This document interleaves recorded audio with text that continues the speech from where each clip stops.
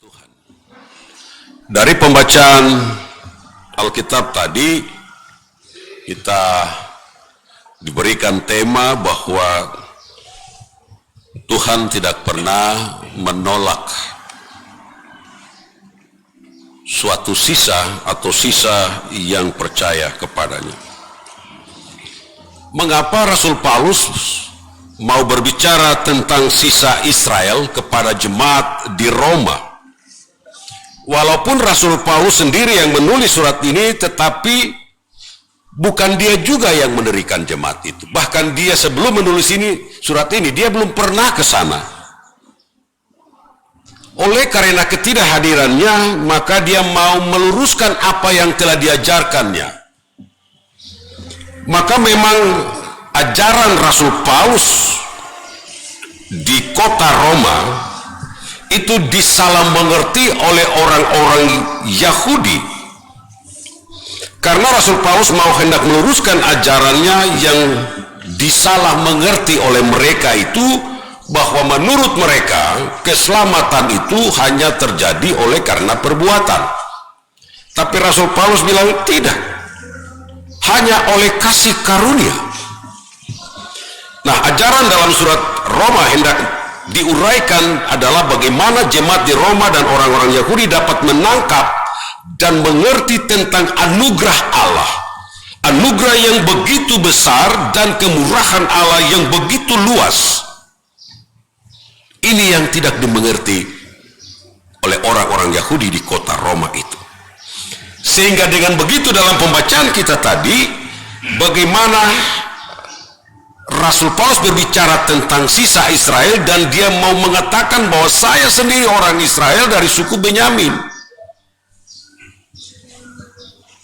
Sehingga Rasul Paulus dalam mempertahankan kebenaran Injil yang diberitakan, yaitu tentang kebenaran iman dan bukan karena perbuatan, Rasul Paulus hendak meminta tanggung jawab Israel dalam sejarah keselamatan Tuhan Allah. Oleh sebab itu Rasul Paulus memulai menyatakan dirinya, dan beberapa tokoh secara khusus disebutkan di sana, yaitu Elia. Paulus sendiri memperkenalkan diri sebagai orang Israel Yahudi asli dari suku Benyamin, ayat 1. Di ayat yang kedua, Rasul Paulus juga menyebutkan nama Elia, seorang nabi yang naik ke surga dengan kereta. Dan mengapa cuma Elia yang disebutkan Rasul Paulus dan bukan juga Abraham, Nuh, Musa, Yosua, tetapi kenapa Elia? Karena Elia pernah punya perkara dengan nabi-nabi Baal, orang Israel.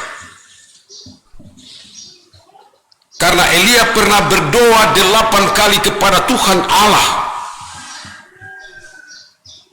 Di dalam kitab Raja-Raja pasal 18, di sana diceritakan Elia membuktikan imannya dengan bertarung dengan nabi-nabi Baal, dan Nabi Elia berdoa meminta Tuhan kirimkan api dari langit dan membakar semua lembu yang ada di atas kayu-kayu kering itu, dan itu terjadi.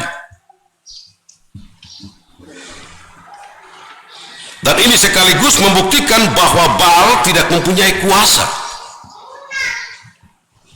dewa-dewa itu. Karena itu sebanyak 8 kali Nabi Elia pernah berdoa di atas puncak Gunung Karmel, bahkan meminta Tuhan mengirimkan hujan dari langit ketika Israel tidak mendapatkan air, dan itu terjadi.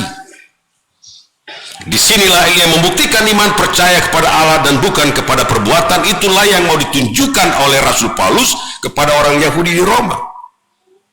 Kamu percaya kepada siapa? Saya. Rasul Paulus mengatakan iman saya, imannya itu kepada Kristus Yesus. Dan itu terjadi hanya karena kasih karunia. Nah, kalau kita lihat bagaimana tentang suatu sisa, Bapak Ibu saudara-saudara, segala sesuatu yang kita kerjakan di dalam dunia ini pasti ada sisanya. Makan juga ada sisa, belanja pasti ada sisa, semua pasti ada sisa. Tetapi itu sisa menurut apa yang terjadi, dilakukan oleh manusia.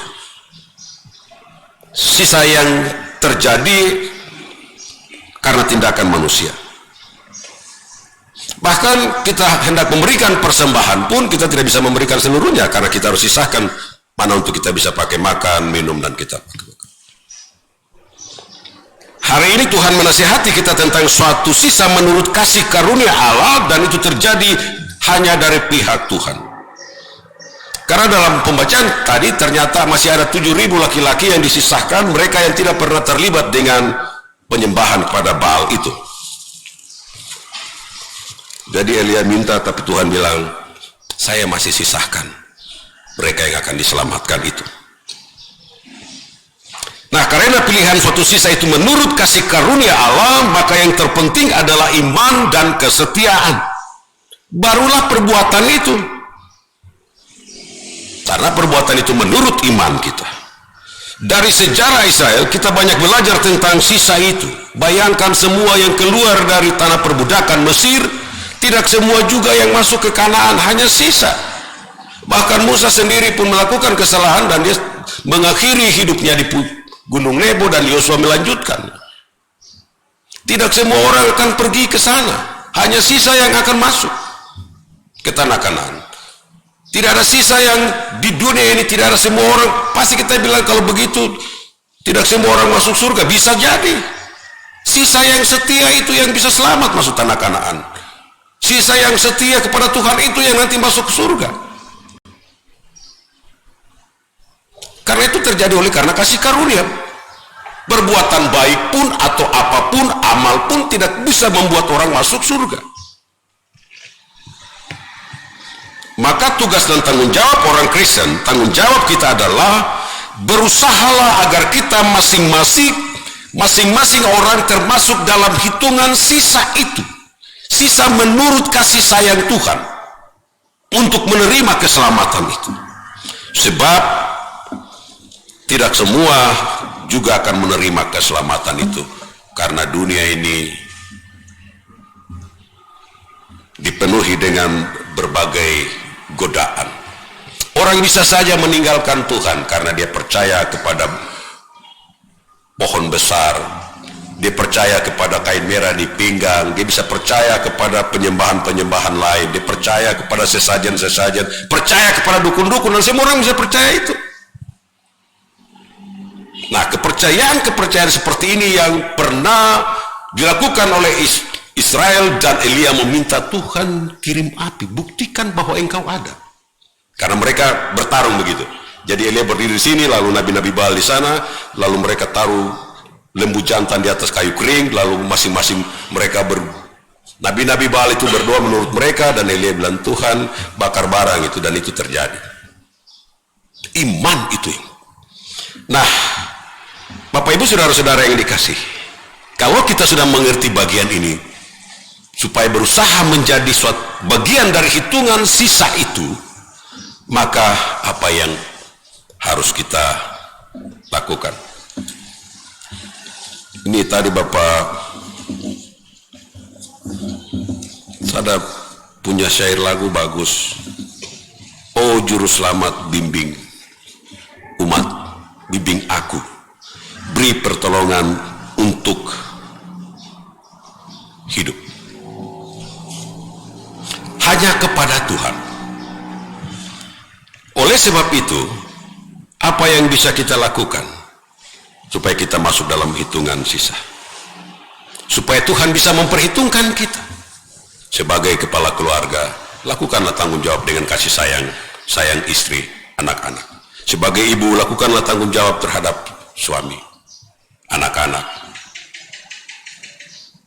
Tetapi juga dalam tugas dan tanggung jawab lain, sebagai penatua, sebagai pendeta, kami juga harus setia melayani Tuhan. Penatua saya masih melakukan tugas dan tanggung jawab. Sebagai umat, apa yang kamu mau lakukan? Di akhir-akhir ini, banyak orang tua suka masuk gereja, karena hanya kepada Tuhan saja mereka. Mereka yang masih kuat, mereka akan selalu setia masuk gereja. Karena itu beribadahlah kepada Tuhan dan lakukan apa yang Tuhan kehendaki. Hanya itu yang bisa umat lakukan untuk mendekatkan diri kepada Tuhan dan menjadi bagian dari hitungan sisa itu. Percaya atau tidak, ada suatu sisa yang akan masuk kerajaan surga. Tinggal bagaimana kita setia. Juga koordinator unsur-unsur dalam week ini, lakukanlah dengan kesetiaan. Lihat anak-anak kita di multimedia, mereka setiap minggu ada di sana, di Ekumene, di APO, di percetakan, di sini, dan mereka terus. Dan mereka juga akan melakukan itu dengan setia dan taat. Karena mereka juga akan menjadi bagian, mau masuk dalam panggilan sisa itu. Dan itu bukan karena perbuatan, tapi kasih karunia. Marilah kita lakukan ini dengan penuh tanggung jawab dalam iman dan pengharapan pada Kristus, supaya Allah memperhitungkan kita menurut kasih karunia-Nya sebagai bagian dari suatu sisa yang tiap-tiap hari akan mengalami segala berkat Tuhan dari waktu ke waktu. Setialah kepada Tuhan, kiranya Tuhan memberkati firman-Nya bagi kita dalam minggu yang baru ini. Amin.